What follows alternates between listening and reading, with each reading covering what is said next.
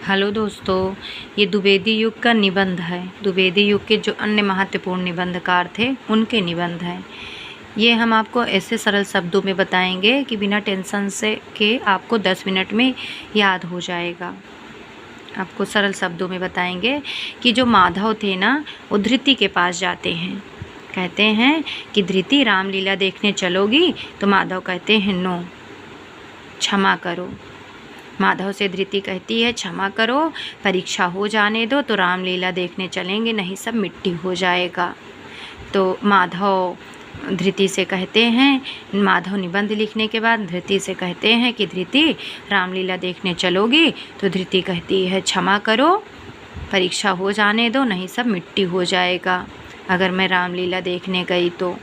गोविंद नारायण मिश्र कहते हैं, वो निबंध लिखते हैं तो कहते हैं प्रकृति पर विचार कर लूँगा तब निबंध लिखूँगा, विभक्ति पर विचार करूँगा। 2 विचार करते हैं, एक प्रकृति पर विचार करते हैं, एक विभक्ति पर विचार करते हैं। और जब गोविंद नारायण मिश्र कहते हैं जब मैं प्रकृति पर विचार कर लूँगा और विभक्ति पर विचार कर लूँगा तभी कवि और चित्रकार को बुला के निबंध लिखूँगा। तो गोविंद नारायण जो है कवि और चित्रकार को बुलाते हैं। गोविंद नारायण कहते हैं पहले कवि को बुलाओ फिर चित्रकार को। तो गोविंद नारायण मिश्र का है कवि और चित्रकार। मिश्र बंधु का निबंध है पुष्पांजलि। पुष्पा और सुमन को लेकर आत्मशिक्षा देने मिश्र बंधु जाते हैं। मिश्र बंधु थे, 3 भाई थे ना मिश्र बंधु, तो इसलिए बहुत होशियार थे। पुष्पा को भी ले लिए, सुमन को भी ले लिए, आत्मशिक्षा देने जाते हैं। सुमन तो हम 23 साल की सुमन महावीर के यहाँ रहती थी, पर सुमन के साथ अंजलि जो थी, पुष्पा के साथ अंजलि, ये दोनों मिश्रा जी के यहाँ रहते थे और दोनों आत्मशिक्षा लेती थी।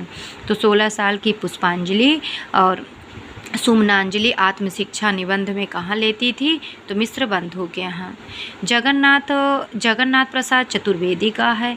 जगत में इतने चतुर हैं कि ये गद्य की माला पहनते हैं नो नो करके। नो नो नो नो मतलब 1909 में नो नो नो नो ऐसा चिल्लाते हैं। और फिर जगत में बहुत लोग की आदत होती है ना नो नो करके, नहीं नहीं नहीं नहीं लेना नहीं लेना नहीं चाहिए, पर नो नो करते रहते हैं, पर दे दो तो फटाक से ले लेंगे। तो वही है जगन्नाथ प्रसाद चतुर्वेदी। गद्य की माला पहनते हैं 9 में और निबंध में निश्चय कर लेते हैं कि आज मैं निबंध लिखूंगा, निश्चय कर लेते हैं। तभी बाकी बहार आती है। पिक्चर की पूजा करते हैं। जगत में जो इतने चतुर हैं वो पिक्चर की पूजा करते हैं। अनुप्रयास का अन्वेषण, तो अनुप्रयास में अन्वेषण कहते हैं मैं अनुप्रयास करूँगा, अन्वेषण भी बताऊँगा तुमको। जगत में श्याम सुंदर दास हैं, बाबू श्याम सुंदर दास।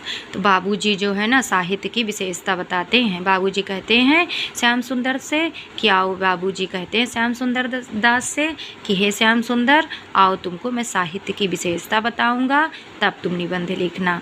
और समाज क्या है और साहित्य क्या है उसके बारे में बताऊंगा, तब श्याम सुंदर तुम निबंध लिखना।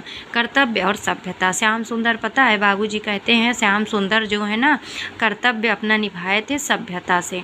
क्यों? क्योंकि जब वो श्री कृष्ण के पास आए थे श्याम सुंदर के पास सुदामा जी, कर्तव्य पूरा निभाए थे पर सभ्यता से निभाए थे। तभी पद्म सिंह चिल्लाने लगते हैं निबंध लिखते लिखते कि मुझे मेरे मित्रों से बचाओ, मुझे मेरे मित्रों से बचाओ निबंध में, क्योंकि इनके यहाँ सरस्वती मर गए थे। हिंदी के प्राचीन साहित्य का उद्धार कौन करेगा? अब तो सरस्वती मर गए हैं, ऐसा पद्म सिंह शर्मा कहते हैं। तो थैंक यू दोस्तों, ये था द्विवेदी युग के अन्य निबंध। सरल शब्दों में आप लोग को याद हो जाए इसलिए सरल शब्दों में हम आपसे कह रहे थे।